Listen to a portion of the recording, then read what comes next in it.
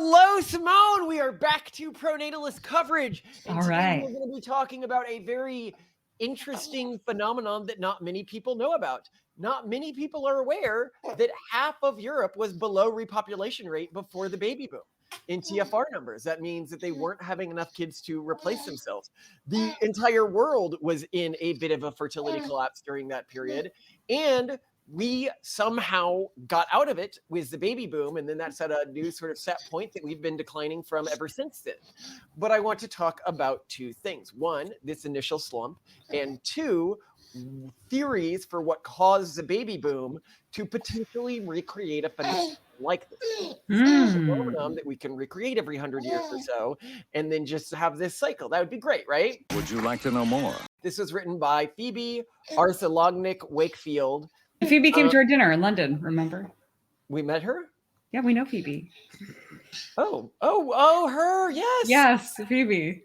The Indian food in London? Yes. I do think you begin to see her blinders near the end of the piece. That is mostly due to the areas of policy in which she has worked. But outside of that, I actually think the piece is fantastic because it brought a lot of information to me that I didn't know. And I'd also say another thing I really liked about this piece and her writing is usually when I take a piece, I just read like a few paragraphs from it to get like the core of the message. I'll be reading over 50% of this piece because she presented so much consistent new information that I really have to read most of it to get the point across. Right. I think we should be clear that Phoebe is one of the most prominent pronatalists in the UK. She's very respected. She's very smart, and she's a wonderful person. And you may be bad with names, but yes, we do know her. And she was always presented to us as a who's who of one of the top pronatalist policy wonks and thinkers in the United Kingdom. So I'm glad that we're looking at her stuff. This or other work of hers, you can check out Works in Progress. In 1800s, the average British woman had 4.97 children over the course of her life, about the same amount as the average woman living in Burkina Faso today. A century later, Britain's fertility rate had slipped to 3.9 children per woman. And 30 years later, in 1935, it had plummeted to 1.79, well below the replacement rate of 2.1, the number of children per woman needed to keep the population steady. So in 1935, the TFR of the UK was only 1.79. That's kind of shocking. Yeah, those are modern numbers. Yeah. So much for, it was women entering the workplace. It was the pill. No. Yeah, no, this is actually very important. It very clearly, this debunks the women in the workplace and the pill arguments. And even women getting educated. At that time, women, also didn't have such high levels of higher educational attainment either. So, yeah. This trend occurred across Europe. By the 1920s, over half of Europeans lived in a country with a below replacement fertility rate, including Sweden, Germany, and the Czech Republic. The US and Canada also saw steady declines in family sizes throughout the 19th century. By 1800, the average American woman had over 7 children. By 1900, she had fewer than 4. And by 1930, fewer than 3. So to talk about how quick that's happening, it goes from 4 to 3 in just 30 years there. And that's from what you said, 1850 to 1900? So 1800, 7, 1900, 4. Okay, over the course of 100 years. No, 1933. Oh. Okay, and I'm going to put a graph on screen so everyone can see and they can more easily visualize than you can. If you look from 1800 to 1880, in most countries except for the US, you had a steady fertility rate. In the US, you had a slightly declining fertility rate. And then 1880 to 1920, pretty much across the board, you have steadily declining fertility rates. And it seems to accelerate in the US a little bit during that period. So France's fertility rate had begun slipping even earlier, to great alarm in 1896. An organization called the Alliance Nationale pour l'accroissement de la population. The way you butcher French. It's like when Gomez speaks to Morticia in Italian. Son.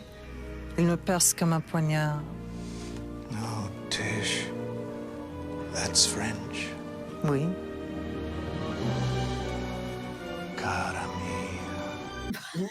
No, I speak What's French. Better? Like the guy in What gets me Unglorious hotter Bastards. for you is when you butcher French for me. Like, oh, Malcolm, butcher some more French for me. I love it.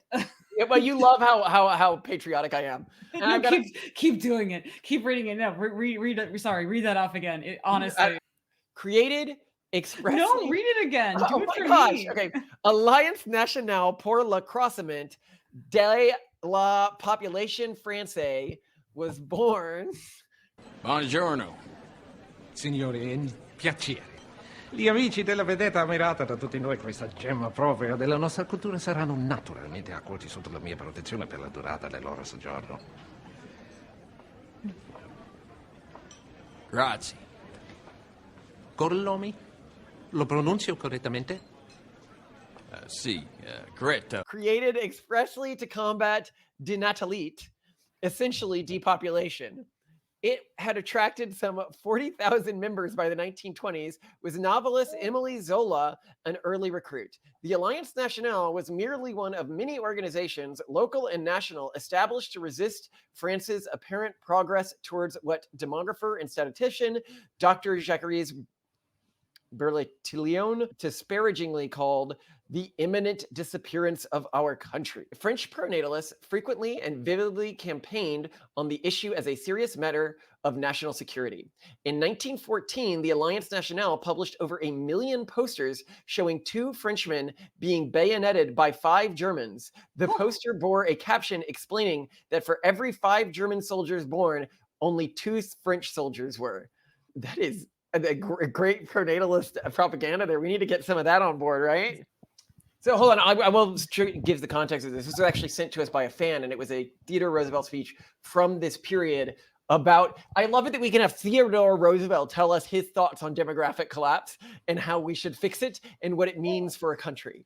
Yeah, so this friend of the Basecamp pod said to us, one of Theodore Roosevelt's most famous speeches given in Paris in 1910 is known as the Man in the Arena speech. For the first time in my life, our based camper says, I just read the entire speech and found this very powerful paragraph. So now I'm going to read the paragraph from Teddy Roosevelt's speech as sent by our based camper.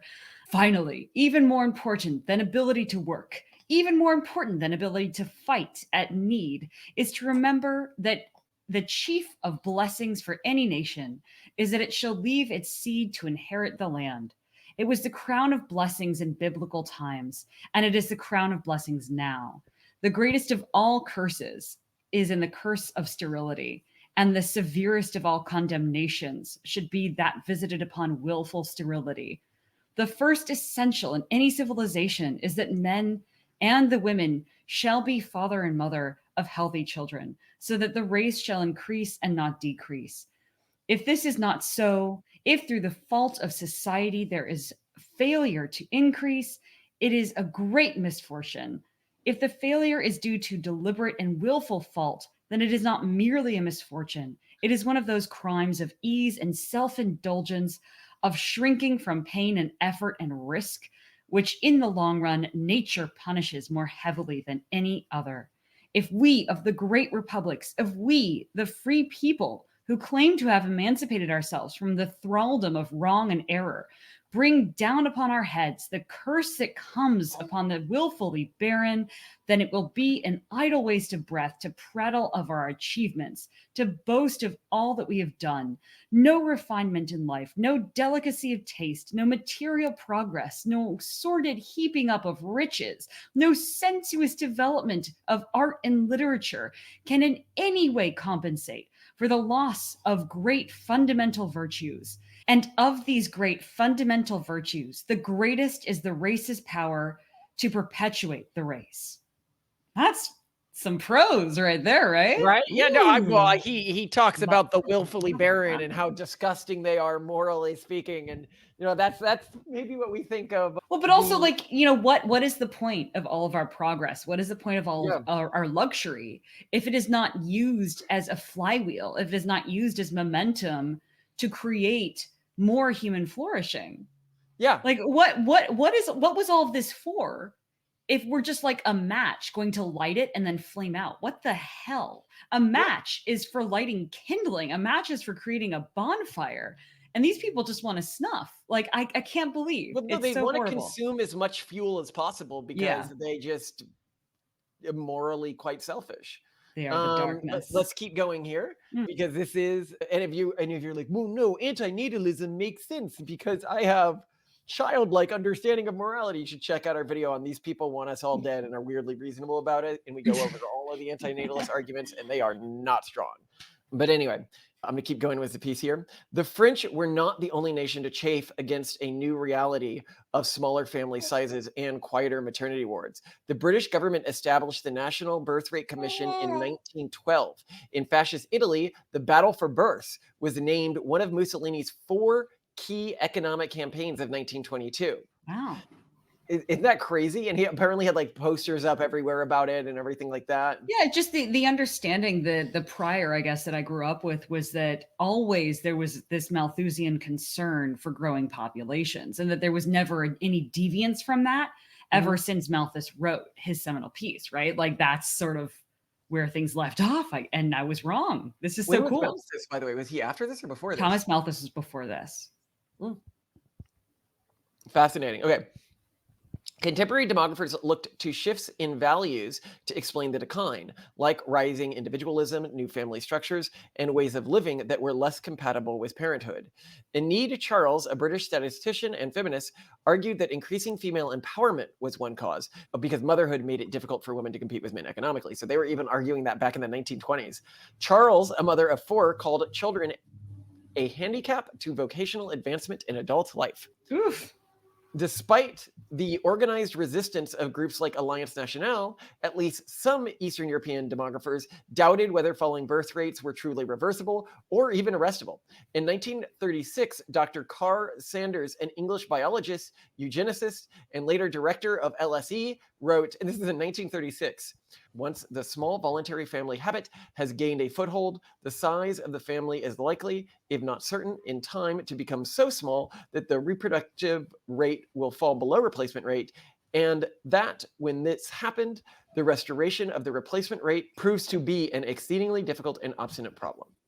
But even as Carr Saunders wrote those words, he was being proven wrong. Something was happening. Europe and further afield, something we are still trying to understand, the baby boom. And here I am putting a graph on the screen that shows the giant jump in fertility rates that basically happened out of nowhere in tons of different countries.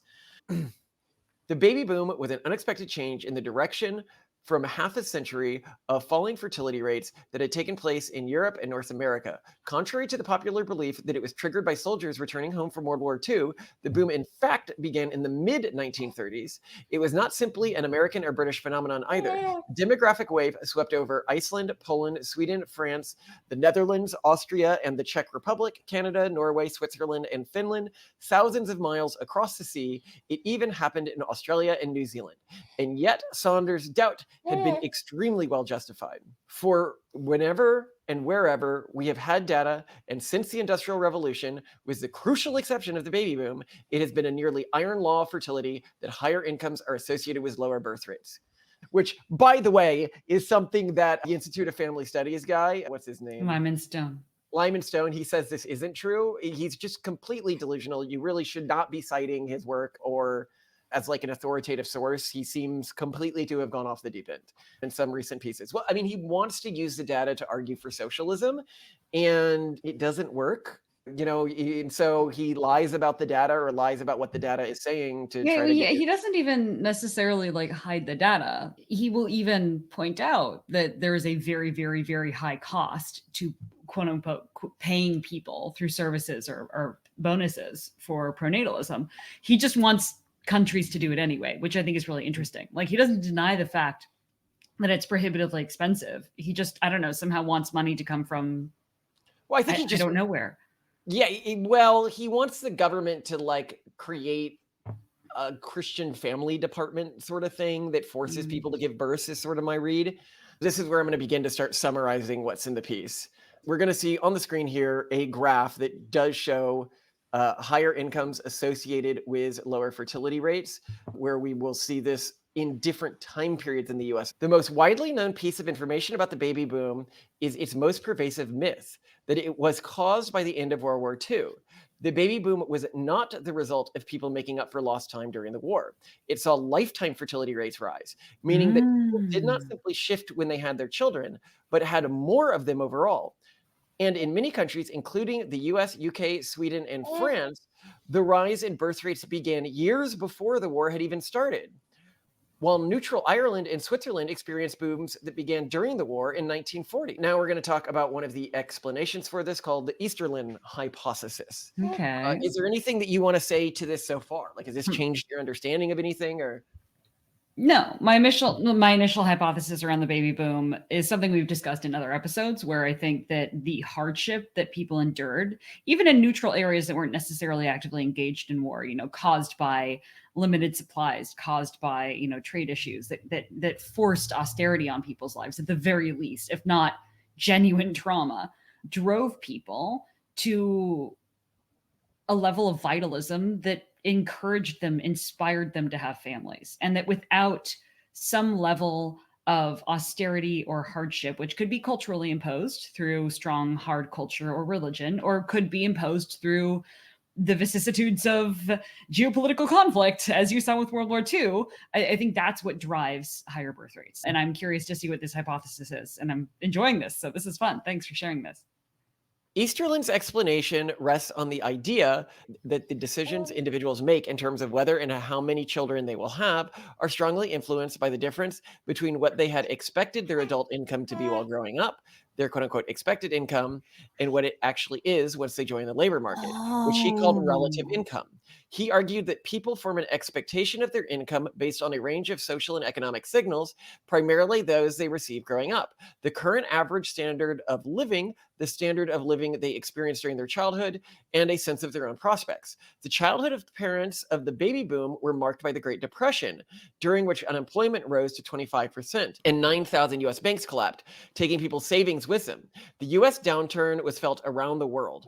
US GDP fell by 29% between 1929 and 1933, and global GDP was estimated 15% down. It was only around the end of the 1930s and the onset of the Second World War that the economic growth began to pick up. In 1978, Easterlin used the cyclical element of his theory to predict that another baby boom would hit the West in the mid-1980s, but it never did.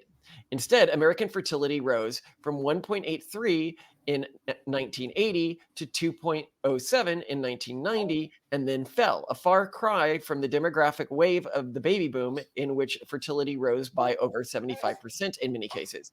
Meanwhile, in Europe, fertility largely flatlined or declined. The cycle that is at the heart of the theory never emerged, and little trace of it can be seen in the decades that precede the baby boom. Even the strongest research, so obviously a lot of academics have researched this, and this is a question that we can research. Even the strongest research showing a robust relationship between relative income and fertility finds the best it can explain only a small fraction of the increase during the baby boom of around 12% of the overall rise. So, lots and lots of people have tried to prove his theory because it sounds right. Like when you hear it, you're like, oh, that makes sense. I can see how that would have an effect. And even the converse of it, like, yeah, sure, I could see people having more kids than expected if they're like, holy smokes, I live like a millionaire. I never expected this. And you just kind of appreciate what you have. And then, the converse of that being, millennials and younger generations being like, oh, I'm never going to have the lifestyle that my parents had, and then proceeding to not have kids. So it seems so intuitively to make sense. Yeah, well, I think it's very much like the initial reaction a lot of people have, which is like, well, if I had more money, I'd have more kids. And like, we know that the opposite is true. Yeah. A lot of stuff around fertility is counter to an individual's intuitions. And I think that that's what we're dealing with in this case, because again, you can look at the data. It looks like it should line up in a fuzzy sense, but it doesn't line up. Because you can look at it today. We can measure this in populations. They've been trying to prove this for half a century, as when he had this hypothesis. He had this a long time ago, and we just haven't found it. It doesn't seem to be true. Easterlin focused on parents' perceptions and expectations in his attempt to understand what drove the boom. A recent wave of research has looked instead at objective factors, in particular the cost of having children upon parents and how those changed. And here I'm putting a graph on the screen of the adoption of electric power, refrigeration, stove, vacuum, and washing machines from 1930s to 1960s. Parenthood rapidly became much easier between the 1930s and 1950s. The spread of labor-saving devices in home, such as washing machines and fridges, made raising children easier. Movements in medicine making childbirth safer and easier access to housing made it cheaper to house large families. In 1930s, only 2/3 of U.S. homes had electricity. By 1960, 99% did. So we went in over a 30-year period for 2/3 of homes having electricity to 99% of homes having electricity. Wow. That's huge. Yeah, that is revolutionary. The UK and other European countries saw similar rollout rates. The household electrification paved the way for other technologies, including home refrigeration, which became more popular after an introduction of a compound called Freon in the 1920s, a safer alternative to toxic chemicals previously used in fridges. Between 1930s and 1950s, the share of American households with a refrigerator increased from 10 to 80%. Oof. Just from 1930s to 1950s. This allowed consumers to take advantage of other innovations. In 1928, Bird's Eye developed the double belt freezer, which allowed rapid freezing of fresh produce, improving the quality of frozen food. With refrigerators found in an increasing number of homes, frozen food became popular from the 1930s onwards, followed by frozen ready meals. In 1946, the UK's frozen food sales amounted to only £150,000. But by 1964, it had grown to 75 million, about 1 billion in 2020's money. So basically allowed for frozen food. And I think many people don't know, or if they haven't really meditated on this, how big a change this was in people's daily lives and how hard life was. Yeah. The ability to refrigerate food completely changes the way you relate to food. Yeah. You are no longer spending a portion of your day or only buying cured meats. You no longer have to kill the animal and then immediately, or like within a week, eat that animal. You know, you no longer, the types of food you have access to dramatically expand. And the cost of that food dramatically decreases because now you can have industrial food production. So I'm going to keep going here. Other labor-saving technologies proliferated and transformed the lives of ordinary people, particularly women. Consider the washing machine. Before this revolutionary object became a feature of daily lives, doing the laundry meant heating water with coal or firewood and scrubbing every item by hand.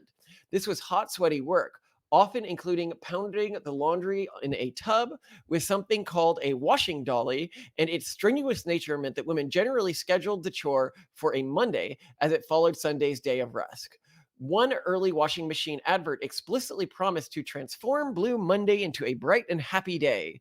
By the 1940s, electric washing machines were becoming normal in middle-class homes. And this is, again, if you have never washed clothing by hand, I almost suggest you try it so you know how difficult it used to be. Yeah, I thought you were going to say, and because of its strenuous nature, women were ripped because, man, it was actually quite a lot. There are a bunch of YouTubers actually who, do like sort of 1950s cosplaying and will be like, I'm going to eat Depression era meals for a week and stuff like that, who go through this. So there are lots of examples really readily available online for you to see how hard it actually was. And in my grandmother's autobiography, when she came to the United States and had access for the first time in her life as a young adult, a washing machine, she was just like, this changes everything. It was huge for her. It was amazing. It was the best thing ever. But, I'm hearing you say this, and I am thinking about my grandmother a lot because, she was in Nazi occupied Paris, then she came to the US, and, she was part of this baby boom. They only had 2 kids. This wasn't like, I'm going to have a ton of kids now. So I don't really know how this would correlate. Well, your family seems to be genetically less natalist than other families. It could be. Is what I've noticed. Because I look at my family and they had tons of kids in these generations, 12, 14, depending on the generation. We did that for a number of generations. Yeah. Even now, my family is very, very high fertility. I have a very large cousin network. We're actually about to go see them in Maine. And pretty much everyone I'm related to has 3+ kids. Which is rare these days in the United States. Well, I applaud your fecundity, Malcolm. It shows that our world framework kind of works with high fertility. We'll see if we can keep it going because the fertility rate has dropped a little bit in this generation. Now, there is a paper that was done that basically destroys this entire argument. And I want to see if you can guess how they did it. If a baby boom was seen in what other population would this argument completely fall apart? It would have to be a population that, was it Japan or something? No. I'm just thinking it's near us. Near us. Who near us doesn't use washing machines, doesn't use... the Amish? Yes. I see what you mean. So I'll put a paper on screen here. It's done in 2009, and it showed that the Amish did have an exactly equivalent baby boom to the rest of the population. Really? During this period? They weren't involved in the war. What did they have to do with any of this? No, They were off the grid. That's where it gets really interesting. Only 50 Amish people ended up serving in the military. So it also kind of hurts your argument as well. My thesis, yeah, it's my hardship. Right. Actually, because they already, my position for them would be they already had hardship because they live a life with a hard culture and with deprivation. But then why would they experience a bump? Because you just think they'd just be level. I think you're partially right with the austerity, but I think there's another factor here, and we're going to get to it at the end of the because something has to cause the bump. Like, why would they have more fertility? It would just be steady. Historical demographic data on practicing Amish is scant, but the language Pennsylvania Dutch is spoken almost exclusively by the Amish, and the language is recorded in the census. By analyzing data from the U.S. censuses from the relevant time period that included data on primary language spoken in the home and the number of children, 1940, 1980, and 1990, it is possible to gauge the impact of the baby boom on the Amish community by tracking changes in completed fertility among Pennsylvania Dutch speakers. It turns out that during the baby boom, Pennsylvania Dutch speakers did see a fertility rise at the same time at a similar magnitude to other Americans, and for as long, all without washing machines or refrigerators. So, nope, it wasn't that stuff. Between 1936 and 1956, America's now this is the one where I think they're onto something. This one. Can you guess what it would be? What else might have changed between the 30s and the 50s that could have caused the number of babies people had to hugely spike? Globalization? It's medical technology. Amish don't shun medical technology. It's the one infant mortality went down. Is that it? Yeah, and maternal deaths went down. Maternal, okay, yeah. So like this is maternal when care like was better. People weren't like online. This is when gosh. Yeah, so between 1936 and 1956, America's maternal death rate fell by 94% from 51 deaths per 10,000 live births to under 3 per 10,000 live births. 51 to 3 over a period of just 20 years. Wow. This was mirrored by declines across the West. Sweden saw maternal deaths drop from 30 per 10,000 to 4 per 10,000. In England, in 1874, maternal mortality peaked at 75 per 10,000. 20 years later, in 1945, it was less than 5. And here I'll have a graph on the screen that shows this sort of across the board. The US states that had higher maternal mortality than others, for example, averaged between 1915 and 1935, Florida had almost double the mortality rate of Minnesota, 86 per 10,000 as compared to 44. By the 1950s, death rates had massively converged, and those two states with the biggest improvements saw the biggest birth rate increases. So that explains a lot. There you go. Wow.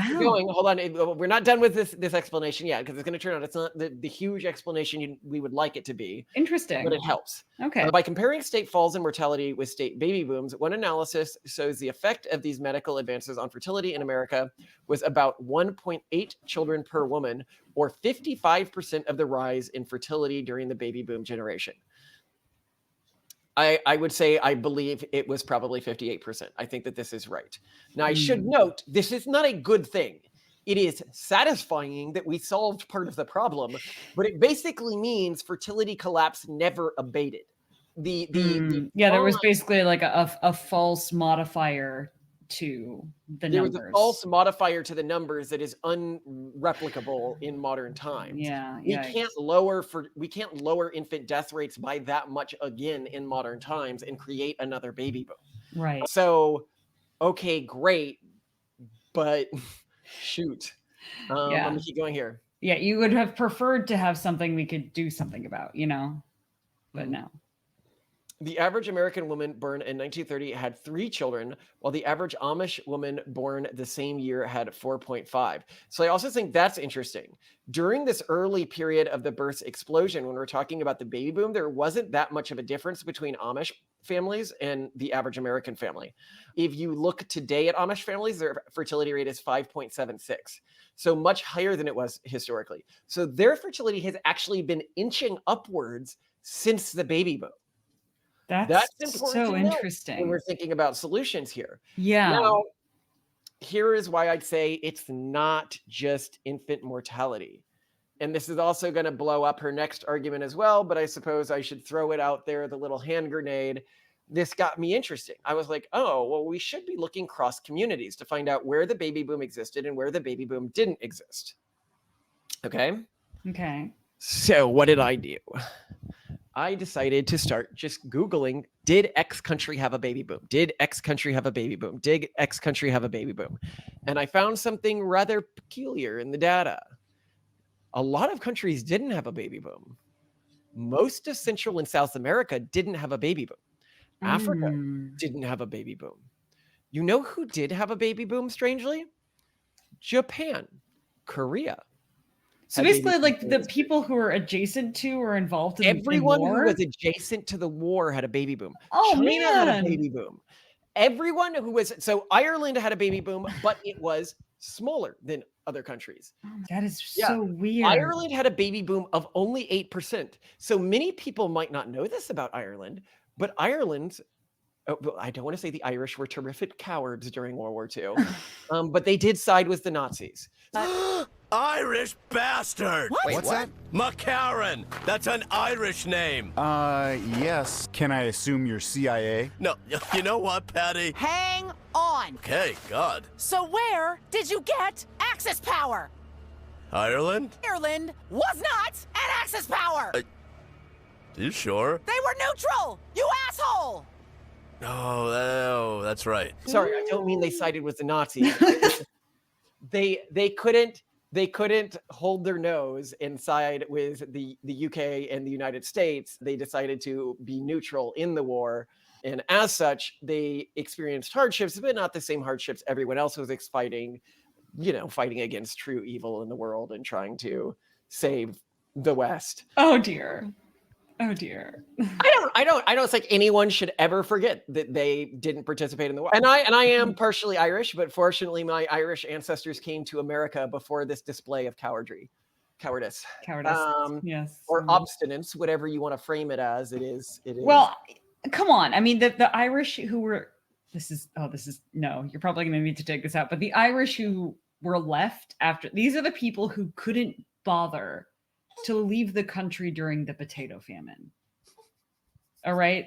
People dying, starving all around them, shit country, just like nothing's going well there right now. People are literally saying, like, we will pay your way to America. Like, just leave, evacuate. This is not good. People don't know this, but a lot of the landlords offered to pay for people to move because they were afraid of revolts, because there've been a few revolts before the potato famine that led to them killing the landlords. And so the landlords was like, oh my God, we're not going to be able to feed these people. We need to get them out of here. We're going to die. Now, a lot of them died on these ships. That's why they were called coffin ships. It was a risky prospect. But the people who were willing to risk their safety for a better future pretty much all left Ireland. So yeah, the ones who stayed and who, chose to not get super involved in World War II. Can it be so surprising when those were the same people who, when faced with almost certain death from starvation, were like, I mean, let's just see this out, Yeah, let's write it out. I think it was more obstinance, and I think that you could say it's obstinance might be an overly negative term. Stubbornness. Steadfastness. Stubbornness that also led them to not participating in the war. Yeah, sure. But anyway, this was really interesting to me, and it leads to my theory before we go further. My theory is that what caused this was and you can contrast this theory with the theory that they're laying out, because I don't think that people have kids for economic reasons, largely speaking. People have kids because they feel they have a duty to something greater than themselves. During this war, when nobody was sure how the world's future was going to turn out, when they weren't sure if there was going to be a future, if they were going to live in a Nazi totalitarian state, if they were going to live in a, it's very scary. It was a very scary time where people, even in the places that didn't fight, like the Amish and the Irish, had a world framework of sacrifice for a better future. And if you are living a life that is dedicated to a better future, if you are seeing your friends shot around you for a better future, if you are in the news every day, the world's an existential threat, let's see if we can get through this. Yeah. Then you are like, what is all this for? What am I making these sacrifices for? Right? Yeah. And you also start to, in these periods of deprivation, in these periods of almost hopelessness, you start to fantasize about a bright future too. And I think that plays some role in it. It's something that my grandmother wrote about in her biography. She wrote about like how she would fantasize about this future that she would fight to create if she could just survive this. Yeah, and for her kids, she would write about them. And this is what you saw in the retrofuturism of this period. The 1940s retrofuturism was always of these techno-utopias. That is what they were fighting for. And I think that it's why the techno-utopian mindset is so important to our own view of the future.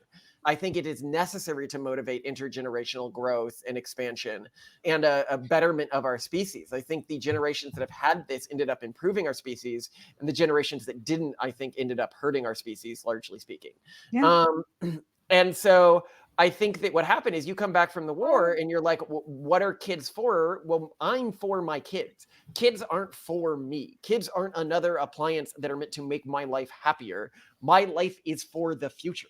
And I think it was that mindset shift and that morality shift. It comes to like when you read that progressive book on fertility, and it was basically like, how do kids modify my own experience of the world instead of I should have kids for their experience of the world. And that is a huge shift in mindset that happened for this generation and that wasn't around after this generation. I think that can explain the other 40%. But let's look at what they put the other 40% to. Alongside strides forward in household and medical technology, there is one factor that acted to lower the cost of having children and create the baby boom. It became easier to secure a home in which to raise children. The number of houses built soared across the West after World War II, including in New Zealand, Sweden, the US, Switzerland. In the UK, development did not increase immediately after the war, but the rate of house building did remain close to an all-time high hit in the 1930s. This house building bonanza led to sharp rises in home ownership rates. In 1940, less than 30% of American men over the age of 18 were homeowners. By 1960, it was 52%. In the UK, rates of home ownership jumped 32% in 1938, just before the war, to just over half by 1967. There was a strong social expectation that married couples should have their own household in 1940. 93% of married 25-year-olds in the United States had their own households, while just 44% of non-married 25-year-olds did. With easier access to housing that social pressure made necessary, marriage rates rose between 1930 and 1960. Marriage rates in the US increased by 21%. And I'll put a graph on screen here where you'll see the increase in marriage rates. And again here, what you'll really notice is the increase in marriage rates is highly correlated by how much a country participated in the war. With Ireland, again, having the lowest of these increases, which I think, I think that this is, Spain also had a very small increase, only 6%. And many people in Spain largely didn't participate. So I think that the problem with this theory, the home theory, is one, you've got to remember the person who's writing this is heavily involved in YIMBY policy. It's like her core policy area is make housing cheaper. So I get it. But the problem and there are lots of prominent pronatalist advocates like Morebirths on Twitter, Dan Hess, who we interviewed here, who also, believe that housing policy plays a big role. We're not just saying that this is an isolated thing among pronatalist advocates. The problem is that we have data on this. Like we have actual data on how much housing access, the size of a house, the cost of a house in an area increases fertility rates. And it's like 13%. It's just not that big. Like we have very robust data on this. Here is where they are not wrong. And this I do need to note. You know how I say it's all culture at the end of the day, or mostly culture at the end of the day?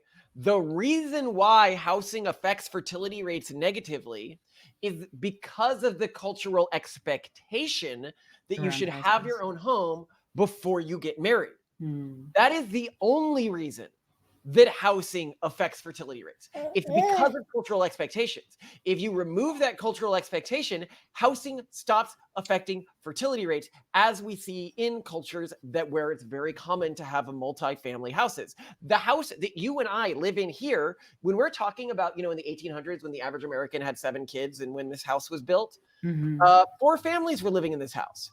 As they'd have kids, they get married, and they just section off a part of the house to keep living in. That's probably what we'll do with our kids if they can't afford their own place. The cultural expectations of additional houses is highly toxic to fertility rates.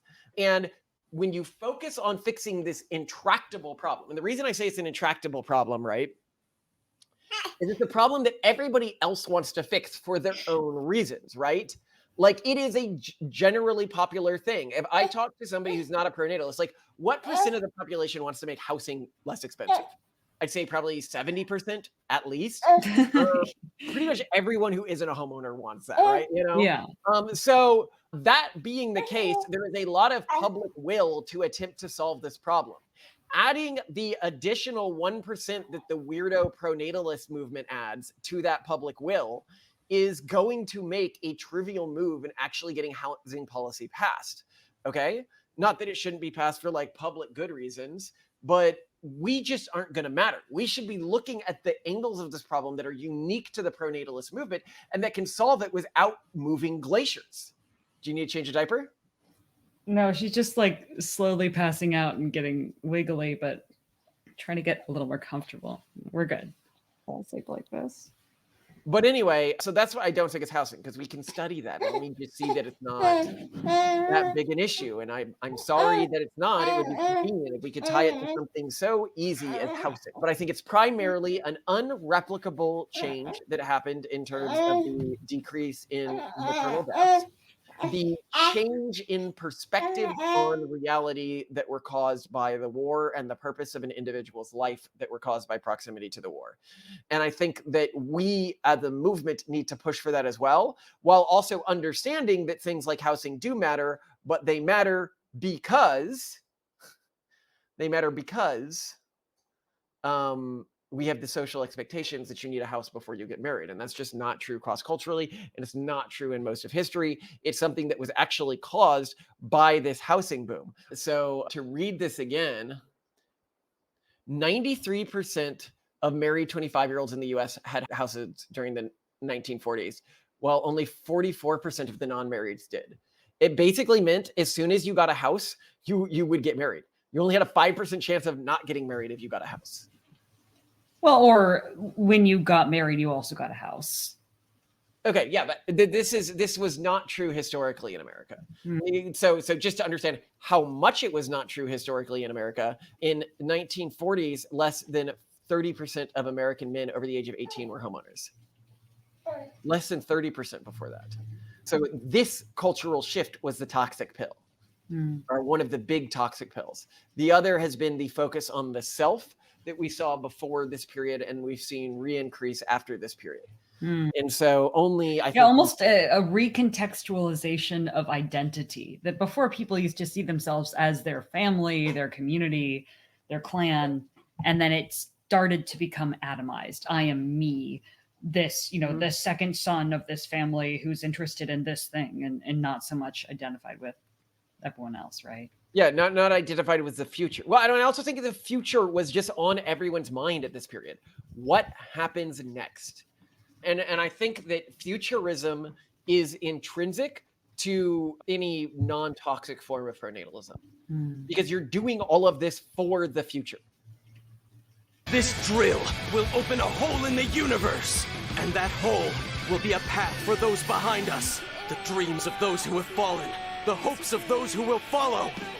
Those two sets of dreams weave together into a double helix, drilling a path towards tomorrow. My drill is the drill that creates the heavens! I love you to death, Simone. Any final thoughts? No, this is really interesting. I'm glad that you are following Phoebe's work. Do you agree with my theory on this, by the way, or do you agree with hers? Like, where do you come down on this? I come down on, both of you being right, but housing policy not being the boon that people think it will be, not just for the reasons you said, but because actually solving housing policy from a policy perspective is a lot harder than you would think. Like if you declared a dictator to rule your area, it would be easy. But because there are a bunch of NIMBY people and because, of the way that government actually works, saying, oh, just solve housing is not, it's not that much more practical than, oh, just give everyone $500,000 to have more children, that kind of thing. Well, I also think that many people, even in their own lives, they are unwilling to think outside of the cultural box that they were placed in. Everybody always asks me, they're like, Malcolm, why did you go to St. Andrews? Like, why did you go to an undergraduate school in the UK?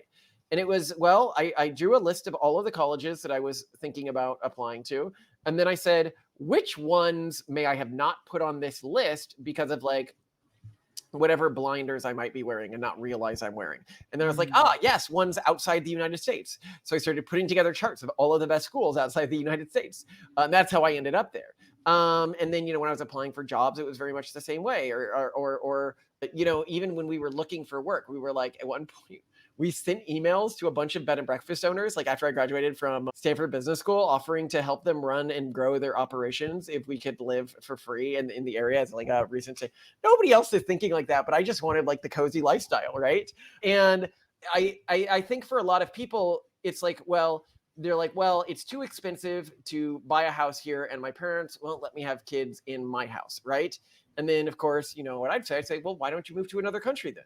And they're like, well, I don't want to think about that. Like, that's basically the answer, right? It's like, if your family's not going to be supportive in you doing the most important thing you can do as a human being, then you need to break the rules. You need to do something that no one else has considered yet.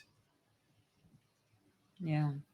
Well, that's difficult. And I think one of the core elements of prenatalism when it comes to the, importance of culture is by making pronatalism a no-brainer, by bringing back having kids in a family to the evoked set of someone's default life plans. The problem is that our default settings have switched from have kids to not have kids or only have one kid. Yeah. All right. I love you, Simone. Love you too, gorgeous. All right. Shall I send you my, oh my God, we're going to... I just love so much being married to you. This is such a reward for me. It really gets me through like everything there's all these things. You make it sustainable. You make it fun. I'll read to put as an outro to one of the pieces, this crazy thing I saw in one of the antinatalist groups I'm subscribed to on Facebook. I just love watching my enemies fight amongst themselves. It feels like, it's not only are you on the good guy side, but the bad guy side makes themselves miserable with their own lives, like fighting in Lord of the Rings or something when they're in the orc camp. And, that's what it feels like whenever I enter like ultra woke spaces. They're all fighting amongst each other and like live these wonderful nihilistic lives. But anyway, this meme that went viral on one of these, save the earth, reduce childbirth. It was this group. Okay. And the post says, if you're 25 to 30 and your main circle isn't frequently discussing nihilism, human consciousness, morality, generational trauma, and the intractable pain of human existence, and is instead discussing cribs, diapers, and prenatal vitamins, then it's time to elevate your circle. And it's a Facebook post that has over 600 upvotes. And, you're reading this thing and everyone's like, oh, I feel so seen in this. And I'm looking at this and I'm like, what? You want people to be less satisfied with their lives? Like, you think that's an upgrade? Like, what tipsy topsy world do you live in? Yeah, when I first read that, I thought it was the other way. My reading comprehension near the end of the day just plummets because I get so tired. And I read like, oh, well, if you're talking about, nihilism and intellectual stuff and not baby stuff, you should be elevating your circle. That's what I thought. That's a broken free. But what I also find interesting is the guy who this is attributed to here. I went to his page, Okay. the Wealth Dad, because they had reshared this and then it went viral. I think he might have been making fun of them because he has 2 kids and a third on the way. And he was talking about how great his wife was for deciding to not redecorate their house in one of his posts. When I was trying to find where he had said this, well, what he said is, I'm glad my wife is not saving money and not redecorating the house so we can put more money for our 3rd kid. And I'm like, okay, he pretty obviously doesn't think like this. So I think he posted this as a joke, and the anti-natalist took it seriously. Whoops. Anyway, I think that's actually a genre now, which is that jokes or parody created by one political side become appropriated by the other side in a sort of unironic, like sometimes it's ironic, sometimes it's unironic, and it's just like, yeah. And it happens, it goes in both directions. Like when I think like 4chan tried to make it so that peace signs or okay signs or something were like supposed to be a sign of white pride, and then like actual white pride groups were like, this is perfect, why did I think of this? They just adopted it. And I think that is happening in both directions, and it's wonderful that it happens. All right, so I will get started here.